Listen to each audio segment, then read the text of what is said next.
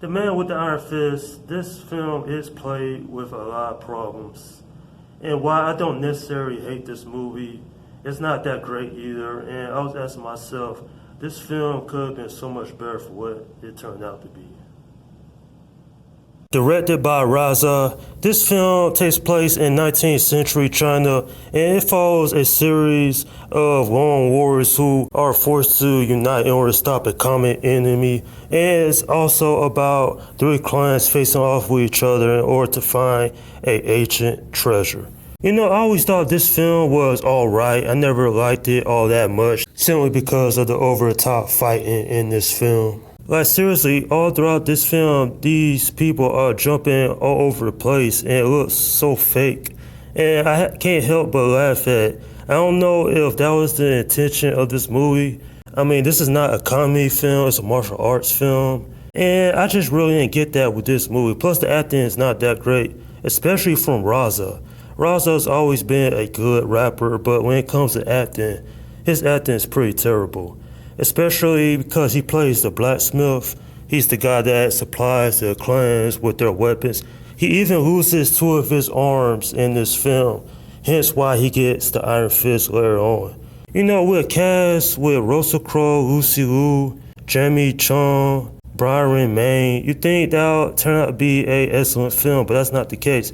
In fact, the only two people that was good in this film was Brian May and Russell Crowe. Russell Crowe as Jack Knight was an interesting character, and as well as Brian May, who had played Silver Lion. And speaking of which, David Bautista, he plays Brad's body in this film. He's just that physical force in the film for the blacksmith to fight later on. Even though we don't know much about Brad's body, he is at least a intimidating antagonist all throughout this film. And I have to say is that if they really tried a little bit harder with this film, maybe this movie would have been great. But to me, it's always been a film that's been alright. It's borderline mediocre. But don't get me wrong, this film, it's not horrible, but I wouldn't go out my way to look at it again. And it's not just that, but there's a lot of stereotypes in this movie, and it just didn't allow me to really be invested in these characters. Nonetheless, though, at the end of the day, just don't expect this film to be innovative at all.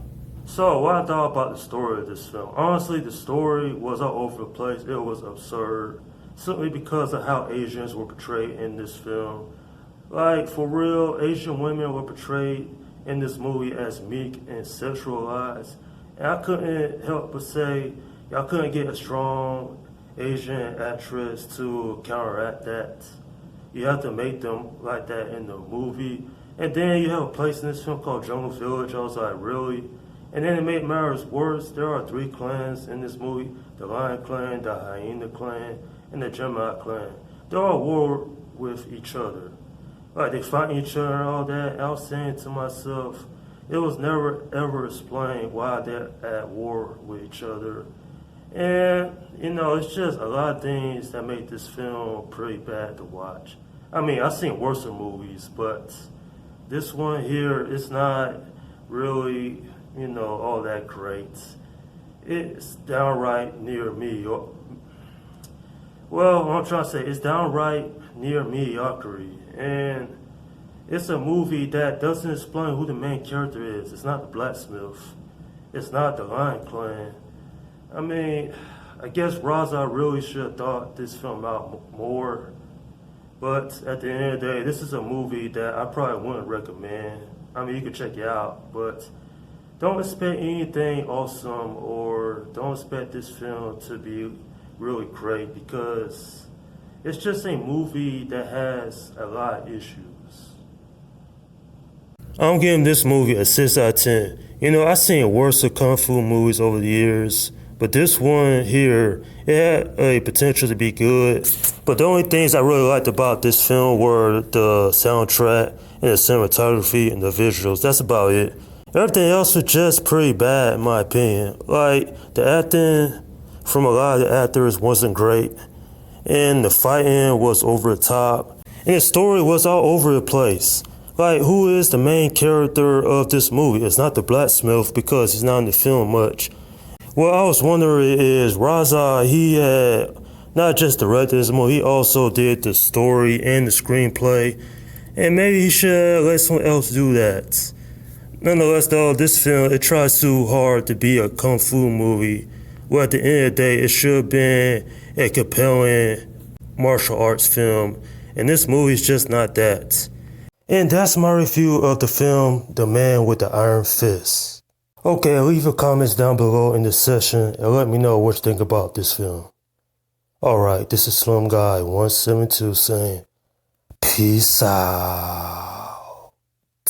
I'm the baddest man alive. I'll take no mess and I'll take no try. Sometimes I feel like I can't fly. I'm the baddest man alive. I'm the baddest man alive. Not bad, meaning bad, but I'm bad, meaning good. Say my name 3 times and you knock on wood. Candy man hooks, I terrorize your hood. Flashing max on the cop the way a gangster should.